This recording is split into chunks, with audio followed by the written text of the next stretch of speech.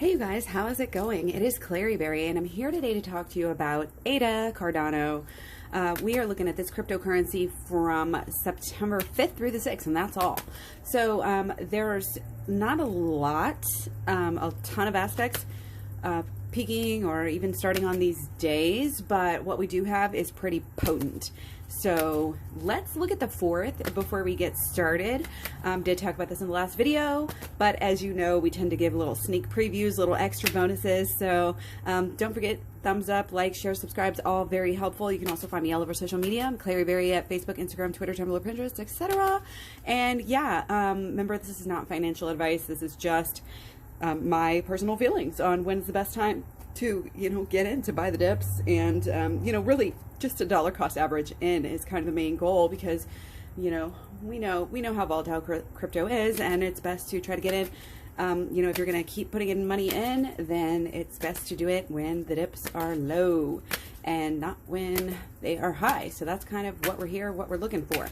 So on the 4th, we have the start of Sun trine natal Pluto. Now, this is a good aspect. Okay, this is a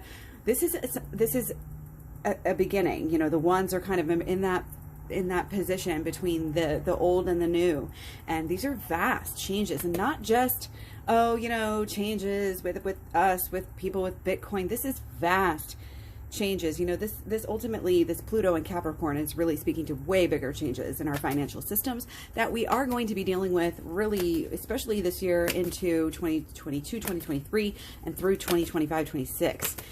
With this Pluto and Capricorn is just, and then you have Uranus and Taurus, Taurus and Uranus, and it's just like, oh my gosh, like there's so much going on, with the financial system. So you can just tell. And again, that's what got me into crypto in the first place, is learning the astrology side of it. So on the 4th, we have the peak of Sun opposite natal Neptune. That is possibly some fear, doubt, confusion, but I really think it's more of this steady growth for long term. Okay, so the 4th itself, I guess we kind of already talked about that, but I just wanted to talk about it. Whatever the 4th is, it's going to rub off on the 5th a little bit, especially because the 5th is all we have is the Sun in Leo sesquiquadrate natal Uranus. So there really is good energy, you guys. There is that, that Uranus wowza, that wild, new, fresh energy. And with the Leo Sun sesquiquadrate natal Uranus, this is really, in a way, it's finding even more who we are here as Cardano. Okay? So I'm still getting this tie-in with the 4th.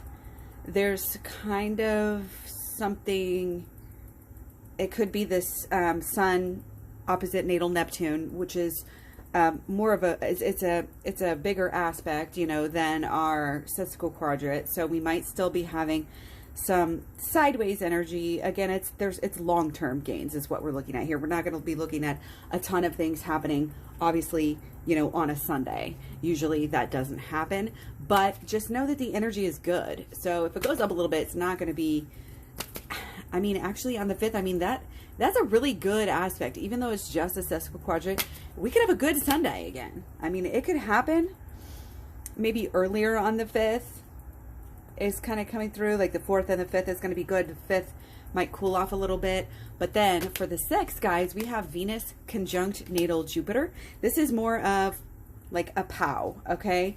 And this is, the cards aren't really cooperating here with what I would see. Okay, yeah, so again, we may have little dips in between the 5th, yeah. Despite that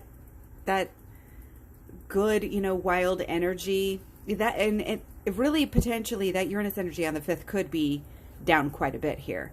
But then, guys, so if you're looking to buy, maybe on the 5th, maybe on the 4th, but you have on the 6th, we have this Venus opposite natal Jupiter, okay? This is that passion, excitement, luck is there. This is a very profitable, very prestigious, very positive outlook there. And again, that's peaking on the 6th.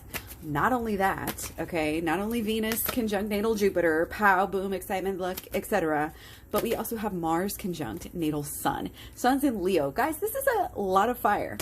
This is a lot of fire. And here we have our 10. This is everything you could ever dream of.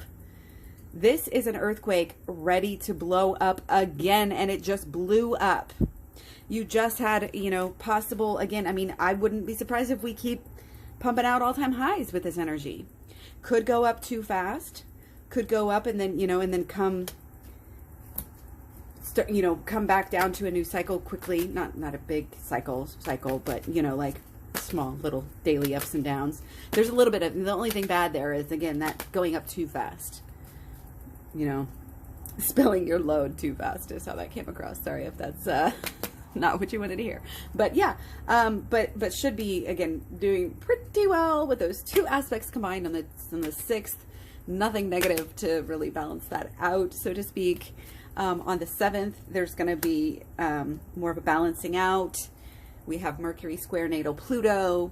People get distracted. On the 8th, we have as a little bonus here again.